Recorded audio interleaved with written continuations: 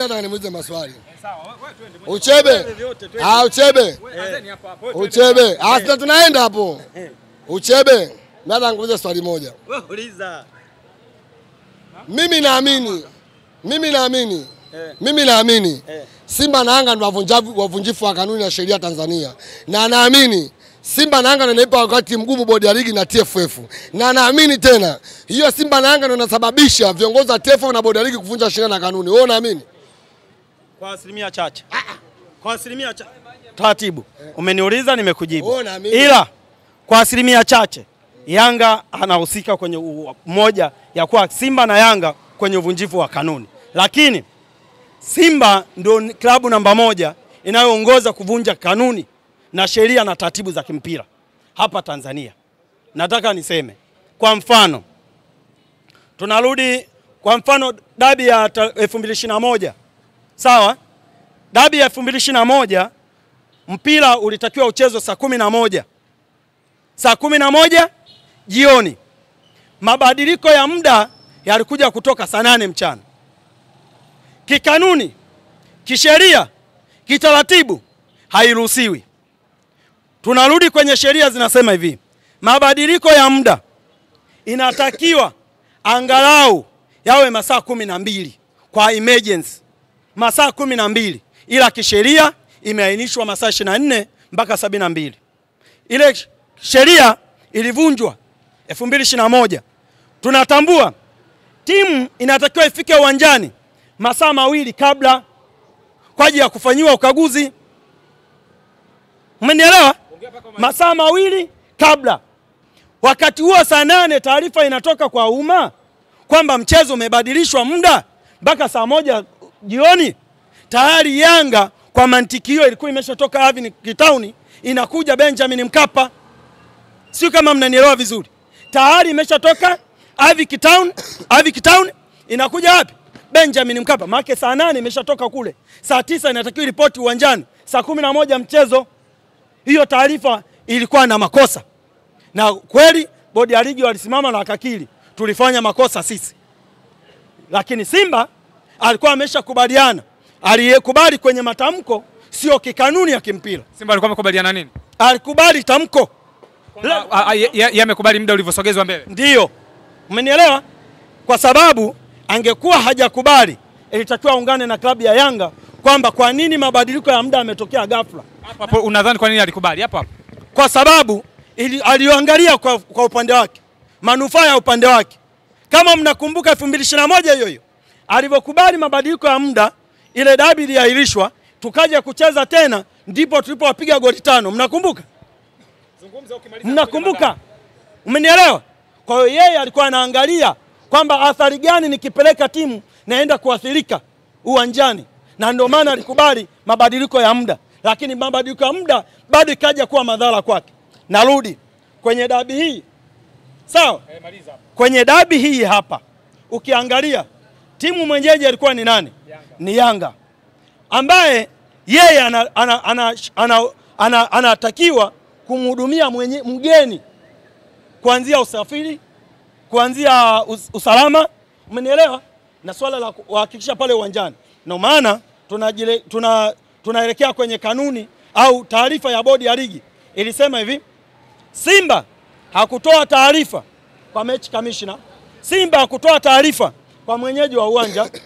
Timu kwa mwenyeji wa mchezo. Timu Simba hakutoa taarifa. Umenielewa? Kwa nani? Kwa meneja wa uwanja. Makosa mangapi? 3. Hayo ya utoaji taarifa. Maana alienda kienyeji. Cha 3, cha 4, cha mwisho kabisa walimalizia kwamba tumetambua sura za mabouncer wa Yanga waliohusika kuwafanya nini? Zuia wachezaji wa Simba au timu ya Simba isifanye kupata haki yake ya mazoezi. Nataka nije swali. Wakati ule tunaangalia vile video zote kama ushahidi ambao ulitolewa na klabu ya Simba wakati wananyimwa haki yake ya kufanya mazoezi ya mwisho, kanuni nambari 17 kifungu 45 ambacho kinampa sifa au haki timu mgeni kufanya mazoezi yake ya mwisho. Umenielewa? Sasa tunaangalia lile geti lilikuwa wazi? Jibu linakuja hapana. Kama alikuwa wazi, mabouncer waliwezaje kuwazuia Simba? Jibu unakuta halipo. Mmenielewa? Tunavyosema kwamba umenizuia, kwamba geti lako lilikuwa wazi, mlinzi wako amefanya zuizi, ameweka kizuizi, ndio tunasema kwamba kweli kuna zuio lilikuwepo. Lakini kwa ile picha inaonyesha geti alikuwa wazi hata moja, na meneja uwanja alikiri kwamba sijapewa taarifa. Na tunapiga debate. Ngoja tunapiga debate bwana. Hii sio interview. Wewe sasa tupige debate. Sikiliza. Kwanza namkumbusha Simba anamfunga Yanga, Yanga anamfunga Simba magoli 5 ni mwaka jana, si ndio? Msimu uliopita. Au sio msimu uliopita? Sio 2021 kwanza. Au nakosea? Haujakosea, sio 2021. Dabi wewe umesema iliisha 2021. Yaani kuonyesha jinsi gani kwamba nyinyi watu Yanga mnakurupuka mipira mjui. Wewe unamfunga 5 Simba ni mwaka jana. Dabi ilivyogailishwa hujamfunga Simba goli 5. Hiyo kwanza nakuweka sawa. Nimekuweka tu sawa. Dabi imegailishwa mwaka 2025, 2021. Wewe umefunga Simba goli 5 2024, si ndio? 23 24. Sikiliza. Mimi kwanza nakiri. Mimi sio shabiki wa kulialia. Simba na Yanga ndio wanazikosea bodi ya ligi na TFF ndio wanasababisha mpaka wakose maamuzi sahihi.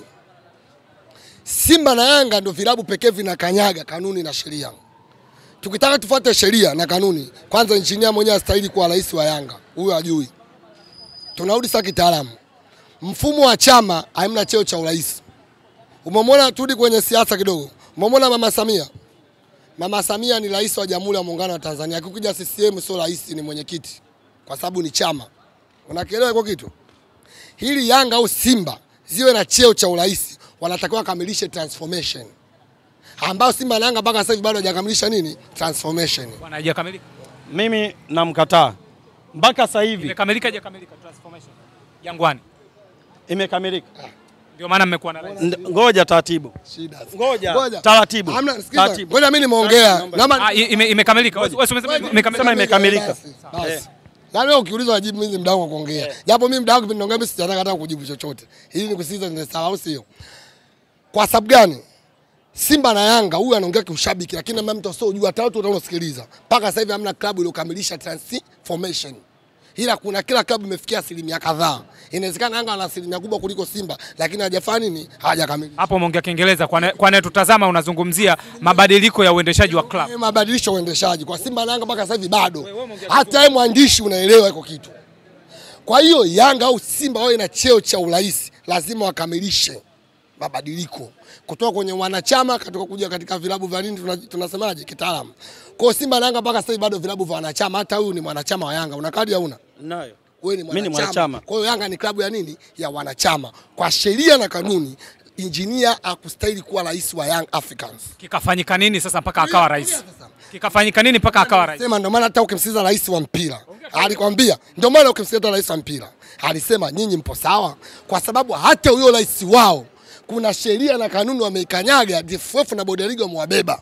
Rais wa mpira wa FIFA wa TFF alisema kwamba nyinyi mpo sawa. Yaani tafsiri yake hata huyo injinia mwenyewe yupo kimakosa bila kukanyaga sheria na kanuni, asistahili kuwa rais. Iangalie Simba Sports Club. Simba hamna cheo cha urais, kuna cheo cha mwenyekiti. Uongo kweli? Mangungu rais mwenyekiti. Wewe bwana mjibu. Mimi nataka nikwambie, ngoja. Mjibu tu. Mangungu ni mwenyekiti. Basi. Modeli. Sasa muda wangu wewe unajibu. Umeona shida hiyo? Umeona mpaka sikutaka nikuongea nao. Shida umeona? Mo rais mwenyekiti. Nani? Mwenyekiti. Basi. Tafsiri sahihi ya klabu ya wanachama, cheo ni nini? Ni mwenyekiti. Ndio maana Simba ana cheo cha nini? Cha mwenyekiti. Yanga bado wanakanyaga kanuni na sheria na ubabaifu, na ndio maana wakabadilisha katiba yao. Ngoja utaongea. Naomba nikuulize hapo. Ngoja. Umeona shida hiyo? Kaongea mimi nimenyamaza, umeona hapa. Ndio maana ulinipokea. Naomba nikuulize. Umenielewa? Sisi wana Yanga tumeshatoka kwenye mfumo wa uendeshaji wa wanachama peke yake. Bado hamjatoka. Ndio maana nimerudi mbali. Wewe mwandishi, toa hii hapa, hii ni beti tunaelimisha nchi. Huku labda ikosa kwa nyinyi mueleweshe. Na sasa kuna vitu tunavijua. Kati ya Simba na ngoja. Ngoja wewe unapotosha umma. Kati ya Simba na Yanga kuna klabu yote iliyokamilisha mchakato. Wewe nijibu wewe mwandishi kwanza. Wewe unafuatilia mpira. kati ya Simba na Yanga kuna klabu yote iliyokamilisha mchakato? Wewe jibu wewe, huyu hata ushabiki. Mimi sikujibu kushabiki na kujibu kiutaratibu. Sisi tumeshakamilisha. Ipi? Yanga. Imekamilisha wapi? Ndio maana ngoja kwanza. Tuna 51% za wanachama kwenye klabu. 49 ipo kwa nani? Kwa watu wanaonunua hisa. Na ndio maana mpaka mimi ukiniuliza taratibu. Ndio maana ukiniuliza hata mimi Uchebe Yanga. Umenielewa? Kwamba 51% zote tunazioni sisi wanachama kuiendesha klabu, ambao sisi tunakuwa tunapawa kuisemea klabu. Umenielewa? Kwa jambo lolote. 49% ambazo zipo, lakini ndani ya 49% kwenye katiba yetu inadai lazima wawekezaji wawe zaidi ya wangapi? Zaidi ya mmoja, ambao ni wangapi? Kuanzia 3 na kuendelea. Hizo 50% ngapi? 49. Hatuhitaji mwekezaji mmoja. Ndio maana nakwambia sisi tunaenda kwa nini? Kwa mabadiliko ambayo tumeshayafanya. Ndio maana tuna rais. Umeelewa? Ambaye rais mimi hajaelewa. Bana sawa, Uchebe umemaliza. Ngoja malizie Mandala, beti yangu inazima. Huyu hajaelewa. Sikusema kama kuanzisha mchakato. Simba ndio kwanza kuanzisha nini? Mchakato. Na hiyo 49% aliyosema yeye, Simba ndio imegawanywa. Wanachama tuna 51%, Simba hapana. Nakataa. Kuna mtu asojua, Uchebe acha naye bwana na nini na wewe bwana. Simba tena na waziri alikuwepo, waziri wa michezo, si ndio? Simba ndio ligawanywa. Tena litakuwa Mo apewa 1% kubwa, serikali kakataa. Mo akapewa 49%, Simba kabagwa na 51 ambao wanachama, lakini bado mchakato hujakamilika. Yanga nao wameanza mchakato wao, lakini bado mchakato hujafanya nini? Hujakamilika. Kwa hiyo Simba na Yanga hamna timu iliyokamilisha mchakato. Kwa hiyo Yanga hawana hadhi ya kuwa na cheo cha urais. Uvunjifu wa kanuni na sheria. Yanga ndio namba 1, amevunja kanuni kubwa kumweka engineer cheo cha ubabaifu. Hapa panatosha. Tunamaliza. Mandala njoo namalizia Mandala. Njoo namalizia. Uchebe, beti yangu imesha chaji. Dabi ipo haipo? Dabi haipo. Hapa panatosha. Mandala, dabi ipo haipo? Kama nchi ya kwao watasema haipo. Kwa kwao Kimbizi dabi ipo. Tunamaliza kwenye comment huko chini.